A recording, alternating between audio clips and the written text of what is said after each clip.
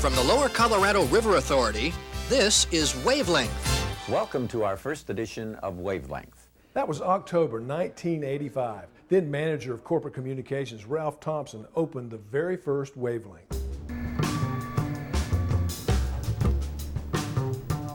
Now, 20 years later, the equipment and technology used to produce the program has changed dramatically. But the foundation of good communications and telling the LCRA story has remained the same.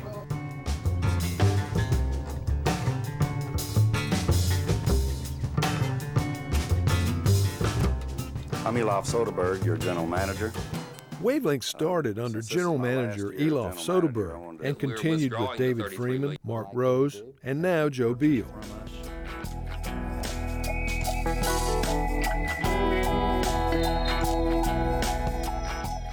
We'll tell you more about Wavelength and other major anniversaries in LCRA history later in the program.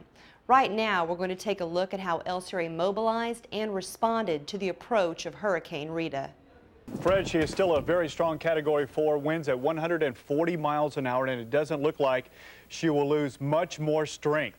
As Rita swelled into a massive Category 5 hurricane in the Gulf of Mexico and took aim for the Texas coast, LCRA General Manager Joe Beal created a special task force to plan for a possible direct hit. LCRA EOC to Matagorda County on EMNet. Rita is somewhat different than the kind of disaster that we've typically managed, which is a flood. Tropical storm winds are outward up to 205 miles. Everyone is now starting to realize that we're looking at a major hurricane. We could have a lot of employees that have to be evacuated and displaced. This could be storm surge type flooding that occurs. We're going to try to get Lakeside and Garwood shut down tonight. Prioritization is employees and their families first. Everyone's in the state of readiness. Response is pretty simple. We're going to batten down the hatches, move our employees and our equipment out of harm's way. And then we're ready to respond anywhere we need to in our district. So we'll have two teams ready to go. One stays central here and one that may have to go on the road. So this is great new technology that is going to help LCRA in its effective communications during the management of disasters and in running everyday business. LCRA, more than any organization that I've ever been associated with, handles emergencies well. It's part of our culture, it's part of our daily life. Our goal is to have information that's up to date and also consistent. We're looking at storm surge problems of 15 to 20 feet at the coast. It didn't hit us. It didn't hit where it was projected to hit, but it was late in the game before we knew where it was going to finally hit, and we had to be prepared, and we got prepared. I was extremely proud of the organization and proud of the professionalism that the organization showed as it geared up to handle this storm. It made me feel good to be the leader of this group of people because I knew that the people that we serve were going to be in good hands when this storm hit. It's springtime in the Hill Country. In 1984, Pat Freeze was hired to create a video production unit at LCRA with the mandate of expanding our ability to reach not only employees, but a much broader audience as well. In 1985, when we came up with the idea to produce Wavelength, of course, that was before the internet. There was no email, there wasn't any streaming video, there was no websites to check in on. So Wavelength was a monthly video magazine that was designed to let people at Buchanan Dam know what the people at the irrigation districts were doing, and for people at the general office complex to have an idea of what was happening at the dams and at the power plants. And it was really a great way to make sure that indeed everybody was on the same wavelength. Even before Wavelength, LCRA had a history of documenting big events on film.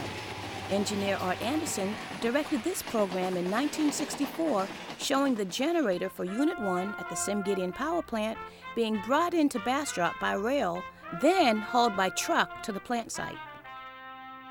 This group of VIPs on hand to witness the historic event includes board member Cecil Long, General Manager Sim Gideon, and Congressman Jake Pickle.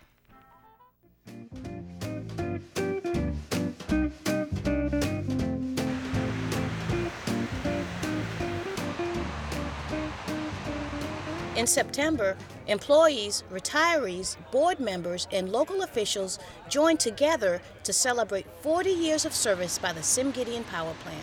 Folks, there's not a whole lot of power plants that are 40 years old that are still producing at the same rate that Sim Gideon Power Plant is. So it's a tribute to the folks who work here today, but it's certainly a tribute to those of you that were here from the beginning and helped us get where we are today.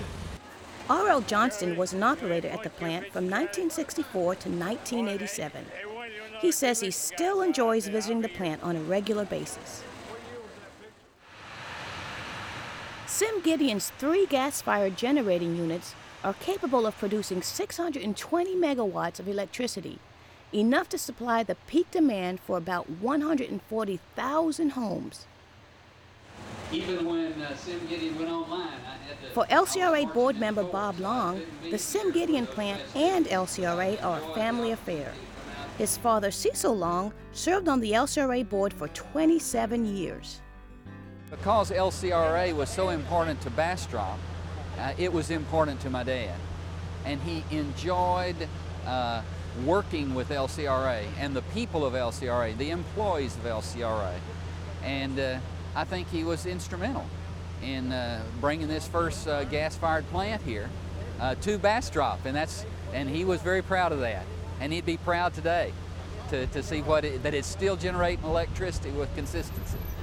And just down the road in LaGrange, the Fayette Power Project celebrates 25 years of providing low-cost, reliable electric power to more than 1 million Texans. FPP's first 2 units started up in 1979 and 80 and are owned jointly by LCRA and the City of Austin. Unit 3 came online in 1988 and is owned solely by LCRA. In other birthday news, LCRA Employees United Charities turns 15 this year. In 2004, United Charities donated $372,000 to over 400 different charitable organizations. And since it began in 1990, employees have given back $3.4 million, supporting everything from the Red Cross to local food banks throughout the region. I think the thing that's so unique about our employees is this is money right out of their pocket. This is not a huge corporate fund where somebody writes a big check. This is from employees' paycheck, and I think that is what makes it so unique and makes me personally proud to work with a group of people who care enough to give this money back to the communities. United Charities also responded very quickly to recent events, donating $33,000 for hurricane relief. Safety is the foundation upon which everything at LCRA is built. Safety is a part of the fabric, the culture of this organization. On April 21, 2005, LCRA Highline electricians Mike Davis and Doug Moore were killed in a tragic accident while working on a 345 kV transmission line. Following an extensive investigation into the causes of this accident, LCRA is now sharing this information with other utilities. Hundreds of electric utility professionals gathered in Austin in September for the 111th Southwest Electrical Safety Exchange Conference. What I want to do today is take you through a sequence of events. I'm going to take you through a sequence of events that started out on a Monday, really, really good, and got really bad about 3 o'clock in the afternoon on a Thursday. You know, I cannot give Doug back his promotion, and I certainly can't replace the father of Mike's son. But there are some things that I can do. And I have been doing this, and I will continue to do this. I can talk about the accident.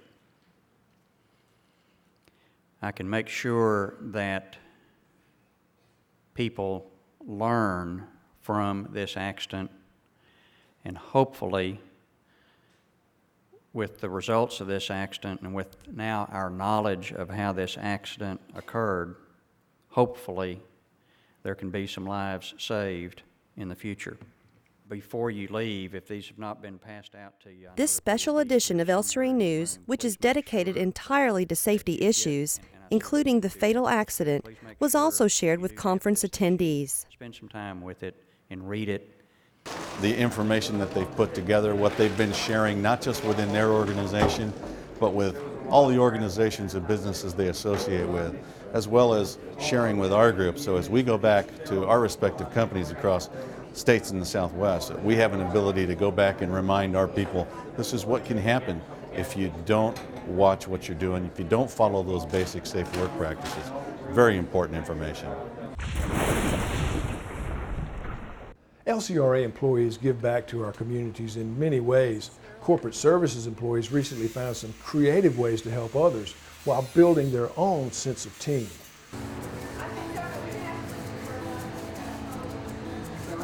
When Christopher Kennedy heard that LifeWorks, a local charitable organization, needed help renovating 10 apartments, which helped their young clients start a new life, he saw an opportunity for his direct reports to come together for a great cause. And some of the goals of this project are the same things I wanted to do in my team building effort. And that's to make sure folks knew how to live within a budget, to make sure we knew we could listen to our client whose home this is going to be, to make sure we were meeting her needs. To add some diversity to the discussion, because our client has an 11-month-old girl, so she's a single mom. And some of our folks were not aware of what we had to get done on that. So all the team building goals really could be accomplished by being here today. 10 companies like Dell, HEB, and LCRA each adopted a LifeWorks client and put together a team to do an extreme makeover of their apartment. For 1 year, LifeWorks clients can live in these apartments. Their rent is subsidized, but in return for that, they have to have a job, go to school, go to classes to make sure that they're set up after that year to make a successful life on their own. This is a transitional step. We've got 1 day to get this done, and a couple weeks of prep has gone into the staging of it. And I know for this young lady it will make a big difference in her life. And that means a lot to me, as well as I think to the other folks on the team.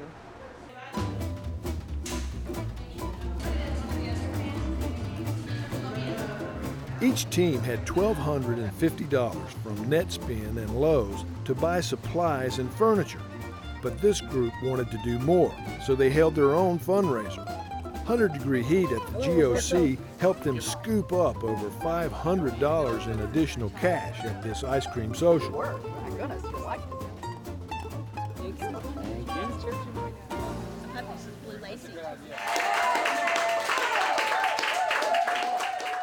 For Ashley Torres and her baby girl, Daviana, this reveal was filled with surprises. Great job. Because my house didn't look like this when I left. The cupboard was stocked with food.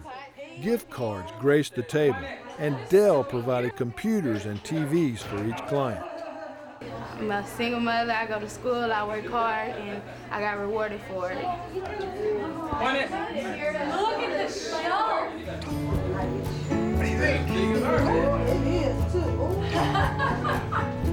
Thank you, LCRA.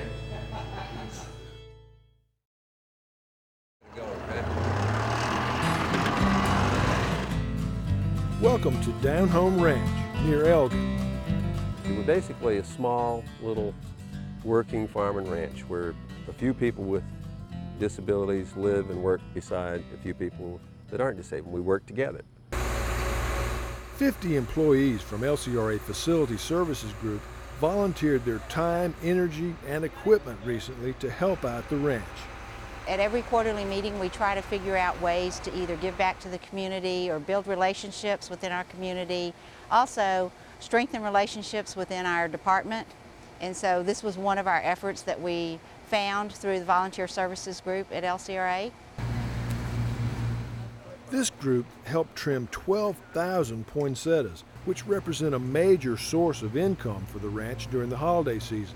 They also grow spring plants and native trees.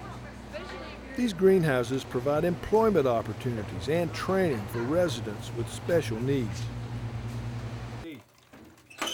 We're doing wiring, completing the wiring on the inside of the houses. We are tape float and texturing the houses that are to the point they're ready for that. Oh, it's great. I think all the guys are motivated and excited to help these people as much as we can. Relocating this huge tank, closing in these greenhouses, building benches for the plants, and servicing the air conditioners are just some of the jobs this talented group tackled. The LCRA is here helping us make a huge leap forward. They're doing stuff that I don't know how we would get it done. You know, some of it wouldn't get done for weeks or months. But when you have a group like this come out, it's a phenomenal step forward for people like Down Home Ranch. Don Retberg has now worked at LCRA for 9 years. He is well aware of the great work being done out here at Down Home Ranch.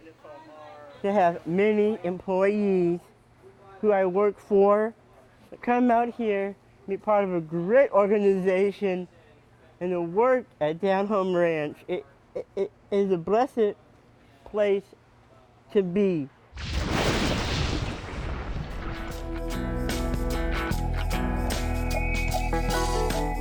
We kind of grown up with LCRA. You know, we were just little toddlers when we went to work for LCRA.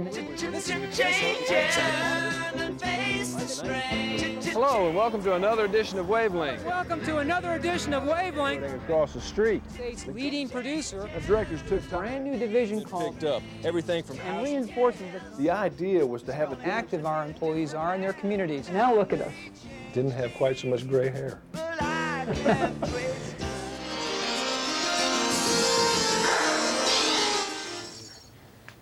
Ken Kesslus is currently working on a book about LCRA. He's done a tremendous amount of research using many different resources. The most unique of all and the most fun to research are the 20 years of wavelengths that are documented here and saved in the archive record. No holds barred about telling negative stuff if it needs to be told, concise pictures of what's going on and the people that were doing it throughout the history of these 20 years. To process information Over the years, there have been many people who have contributed to the success and longevity of Wavelength. I'd like to give a special thanks to Krista Umscheid and Jill Joyner for bringing their perspective and expertise to the program. Well, that's it for the 175th edition of Wavelength. We look forward to seeing you again next time.